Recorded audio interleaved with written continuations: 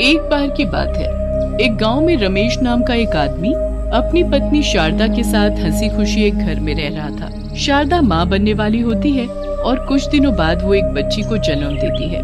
शारदा की बेटी बिल्कुल काली पैदा होती है, पर शारदा और रमेश फिर भी उसे बहुत प्यार करते हैं और उसका नाम मुस्कान रखते हैं। 1 साल बाद शारदा को एक बेटा होता है जिसका नाम वो नकुल रखते हैं। नकुल जब 2 साल का होता है तब शारदा की तबीयत बहुत खराब हो जाती है और उसकी मौत हो जाती है। अब कैलाश बेचारा अकेले ही दोनों बच्चों को पालने लगता है। धीरे धीरे समय बीतता है और मुस्कान 5 साल की हो जाती है। मैंने तुम्हारा और नकुल का स्कूल में एडमिशन करवा दिया है। अब तुम दोनों कल से स्कूल जाना और खूब मन लगाकर पढ़ना। मुस्कान और नकुल बड़े खुश हो जाते हैं और अगले दिन से स्कूल जाने लगते हैं। मुस्कान अपनी क्लास में जाकर सबसे आगे बैठ जाती है। ए लड़की, तुम कौन हो? पहले तो इस क्लास में नहीं देखा। मेरा नाम मुस्कान है, मेरा आज ही एडमिशन हुआ है। नाम मुस्कान और शक्ल ऐसी कि सामने वाले की मुस्कान गायब हो जाए। चलो जाओ और सबसे पीछे जाकर बैठ जाओ। तुम्हारी ऐसी काली शक्ल देखकर मैं पढ़ा भी नहीं पाऊंगी। मुस्कान बेचारी बड़ी उदास हो जाती है और पीछे जाकर बैठ जाती है। जैसा उसने सोचा होता है उसके साथ वैसा बिल्कुल भी नहीं होता। मैडम उसके कालेपन की वजह से उससे बहुत चिढ़ती और उसके साथ बुरा व्यवहार करती थी। ये सब बात मुस्कान कभी भी अपने बाबूजी को बताने की हिम्मत नहीं कर पाती थी ताकि मैडम उसे मारे ना। पढ़ने में मुस्कान बहुत ही होशियार थी, पर इतनी होशियार होने के बाद भी मुस्कान की टीचर उसे बिल्कुल पसंद नहीं करती थी। एक दिन जब मुस्कान और नकुल दोनों स्कूल जा रहे होते हैं तो मुस्कान गलती से अपनी कॉपी घर भूल जाती है। स्कूल में मैडम जब सब बच्चों को एक एक करके बुलाती है तो मुस्कान की बारी भी आती है। मुस्कान अपना पूरा बैग छान मारती है पर उसे कॉपी कहीं नहीं मिलती। अब वहाँ खड़े खड़े क्या कर रही हो? जल्दी कॉपी लेकर आओ। मैडम जी, वो मैं कॉपी लाई थी और सारा काम भी किया था पर कॉपी नहीं मिल रही। तुम जैसे बच्चों के बहाने मैं खूब जानती हूँ। आओ अभी का अभी इधर आओ। मुस्कान डरते डरते मैडम के पास जाती है। उस दिन तो मैडम ने अपने पास एक कांटों से भरी डंडी रखी हुई थी। अपने हाथ आगे करो। मैडम जी, मुझे माफ कर दो प्लीज, मैंने सच में काम किया था। मैंने कहा हाथ आगे करो, समझ में नहीं आता क्या? मुस्कान डरते हुए अपने हाथ आगे करती है। मैडम अपनी कांटों से भरी छड़ी उठाती है और जोर जोर से मुस्कान के हाथ पर मारना शुरू कर देती है। मुस्कान बुरी तरह चिल्लाने लगती है और उसके हाथों से खून बहने लगता है। मैडम जी, मत मारो, मुझे मत मारो, माफ कर दो मैडम जी, मुझे माफ कर दो। मैं बच्चों को माफ नहीं करती बल्कि उनको सजा देती हूँ, सजा। और तुझ जैसी काली कलूटी को तो डबल सजा मिलनी चाहिए।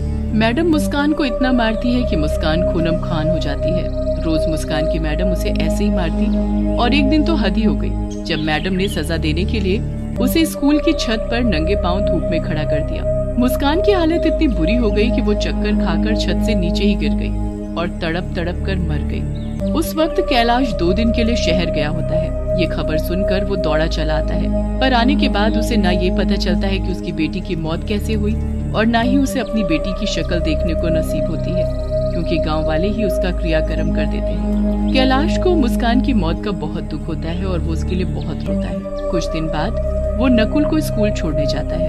वो नकुल को छोड़कर जा ही रहा होता है कि उसे स्कूल की छत के किनारे एक भयानक शक्ल की काली सी चुड़ैल बच्ची दिखती है। कैलाश जल्दी से भागकर पास जाकर देखता है तो वहाँ कोई भी नहीं होता। अभी तो यहाँ कोई था, कोई भयानक शक्ल जैसी काली चुड़ैल जैसी बच्ची कहाँ गई वो अचानक? कैलाश वहाँ से वापस जाने लगता है तो वो काली चुड़ैल बच्ची फिर से आ जाती है। मैं वापस आ गई हूँ, एक एक से मैं बदला लूंगी, किसी को नहीं छोड़ूंगी। सब बच्चे क्लास में पढ़ रहे होते हैं। हमेशा की तरह मैडम बच्चों को मार रही होती है। तभी वो काली चुड़ैल बच्ची खिड़की के पास आकर खड़ी हो जाती है और उस मैडम को घूर घूर कर देखने लगती है। उसके बाद वो टेबल पर पड़ी कांटों वाली छड़ी को देखकर घूरने लगती है। छड़ी अचानक हवा में उड़ने लगती है। सब बच्चे और मैडम हवा में उड़ती छड़ी को देखकर हैरान हो जाते हैं। उसके बाद वो एक इशारा करती है और छड़ी मैडम को मारना शुरू कर देती है। मैडम जोर जोर से चिल्लाने लगती है और वो काली चुड़ैल बच्ची बहुत खुश होती है। अब आया ना मजा, अब पता चलेगा कि कैसे दर्द होता है। हाय हाय, मैं मर गई, कोई मुझे बचाओ। ये क्या हो रहा है? कौन है यहाँ? कौन कर रहा है ये सब? यहाँ कोई भूत तो नहीं? हे भगवान, मुझे बचाओ। बच्चे तो बड़े खुश होते हैं और मैडम वहाँ से भाग जाती है। अब दिन के वक्त वो मैडम लंच कर रही होती है। जब मैं खाना खाती थी तो मुझे खाने भी नहीं देती थी ना, आज मैं तुझे खिलाती हूँ पेट भर कर खाना। काली चुड़ैल बच्ची अपना हाथ गोल गोल घुमाती है और सारा खाना हवा में गोल गोल घूमने लगता है। अरे अरे ये क्या हो रहा है, ये कैसे हो सकता है, यहाँ पक्का कोई भूत है। कितना मजा आ रहा है तुझे ऐसे देखकर। अब मैं रोज ऐसे ही करूँगी। मैडम को आसपास कोई दिखाई नहीं देता। वो खुद को बचाने की कोशिश करती है पर मैडम के हाथ पैर नहीं हिल रहे होते। पूरा दिन वो काली चुड़ैल उस मैडम को ऐसे ही परेशान करती है। अब रात हो जाती है और मैडम अपने घर आराम से सो रही होती है। तभी वहाँ चुड़ैल बच्ची आती है और बेड के पास जाकर खड़ी। दोस्तों इसके आगे की वीडियो और भी रोमांचक और डरावनी है, जिसे देखकर आपके भी होश उड़ जाएंगे। अगर आप भी इसे पूरा देखना चाहते हैं, इसका पार्ट 2 देखना चाहते हैं, तो ज्यादा से ज्यादा इस वीडियो को शेयर करें, कमेंट करें, लाइक करें। हम पार्ट 2 जल्द ही लाएंगे आपके लिए। धन्यवाद।